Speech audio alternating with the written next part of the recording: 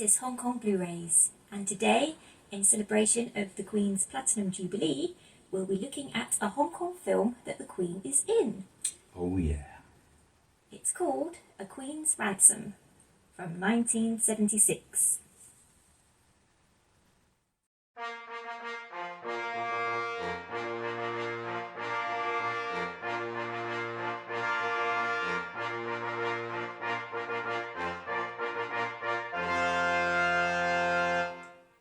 Welcome to HKB, I'm Leon. I'm Shaz. So this topic today, The Queen's Ransom. This is a film that Shaz and I, when we first bought this legendary collection release from the Fortune Star label, said, never again. We're never doing this film again.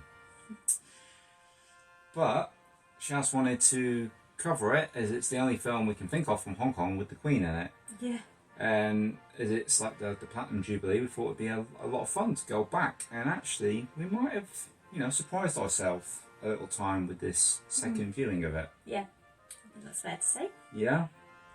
So, with this film that stars Wang Yu, and also pairs Wang Yu up with George Lazenby yet again. So we've previously covered The Man from Hong Kong with the two of them. Yeah. And we also have Kung Fu favourite Angela Mao Ying in there, so that was pretty good. And yeah, the cast was quite good in this one. There was a few people in it that you didn't expect, we didn't remember being in it. Yeah, Bolo's in there, isn't he?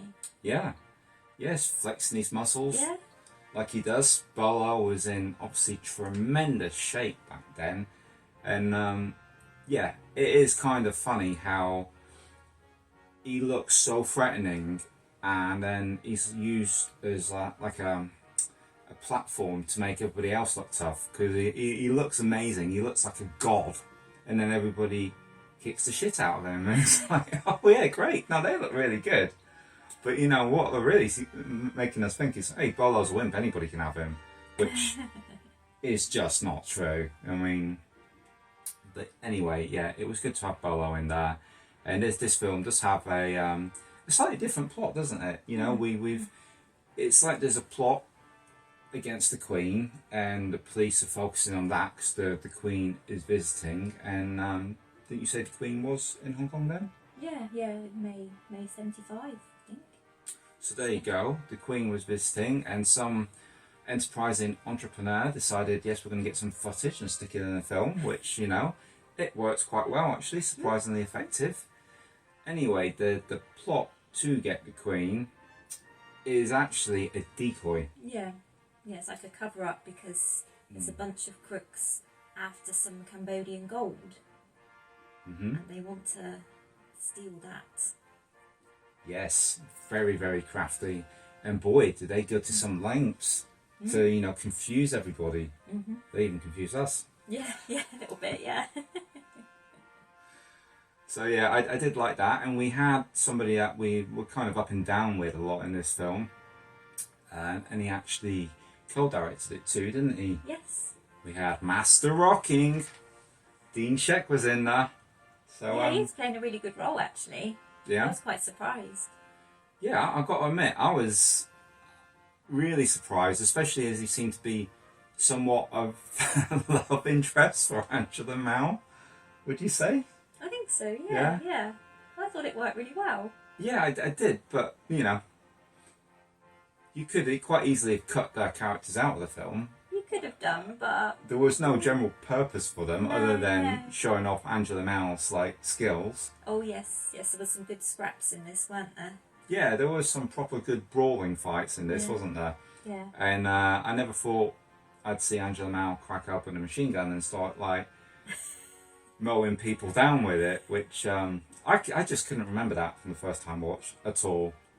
But it definitely put a smile on my face when we watched it last night. I thought that was really amusing, really fun, really colourful, and led me to question why I hated it so much the first time. I really can't think, because it was just bonkers, but it was in a good way, I thought, watching it again last night. Yeah, I mean, I should have reviewed my thoughts, because I know that Kenneth Rawson on Podcast on Fire many years ago on one of his podcasts said about enjoying the Queen's Ransom. So usually, you know, that's a good indicator for me. If he enjoys something, I pretty much know I'm going to enjoy it, because you know, Ken, you're the man. You're the one I go to. I you know, what he says is good. I generally, you know, I like it. Yeah. He's spot on with what he says. But yeah, this film was a lot of fun. It is a bit of an oddity, and George Lazenby was sort of typecast again as a bit of a git, wasn't he? Yeah, I mean, did they really dislike him, or did Jimmy dislike him so much he's like, make sure he plays a right asshole in this? We want him to look like an asshole. Yeah, and he But he was in a scene with some interesting wallpaper. Oh my god, yes. This wallpaper, folks, I have to have it. It's the best wallpaper I've ever seen in my life. I mean, they were so creative back in the 70s. You're going to love this wallpaper. You're going to want it too. But yeah, he took a step down, didn't he, in his leading ladies from the Bond movie to this one. I mean, she looked like a... Oh man, this is really cruel to say, but she was not the typical sort of Hollywood leading lady, you know? I think her character didn't help, you know, she was a bit of an annoying character, so I think maybe that tainted our view of her. I think that's probably it, yeah. She was playing a right slapper and, and not a nice person, to be honest, you know. From Jimmy to George, those two guys, you know, they're sharing soup. It's just not right. I mean, what the hell? But yeah, there was some other surprising pop-ups in this. We had Han Ying Che, I think that's how you call his name, who most of you guys will remember from The Big Boss. He was The Big Boss versus Bruce Lee. So he turns up in this as well. And yeah, I think they had a really nice mix. I think it was just missing for me. It needed to have Sammo in there. Yeah, that would have been interesting, yeah. So for those of you interested, this is the Legendary Collection, which got a double-sided cover. They all come in like one of these sort of slip cases. Always got a bit damaged in the post when we got it years ago. But we think, you know, this could benefit from some new subtitles, a HD remaster, a Blu-ray possibly. We might even, you know, up our score again then. Do you want to score this one now? Yep. Right, I'm going to give this one a 6 out of 10, and that is a marked improvement from last time I saw it. Yeah, me too. I'm going to score this one 6 out of 10, and I think last time it was probably a lot lower than that. I think you were a 1 and I was a 3. So it's improved quite a lot on the second viewing. Yeah. So anyway, folks, we hope you found this of some interest, and congratulations to the Queen on her Platinum Jubilee.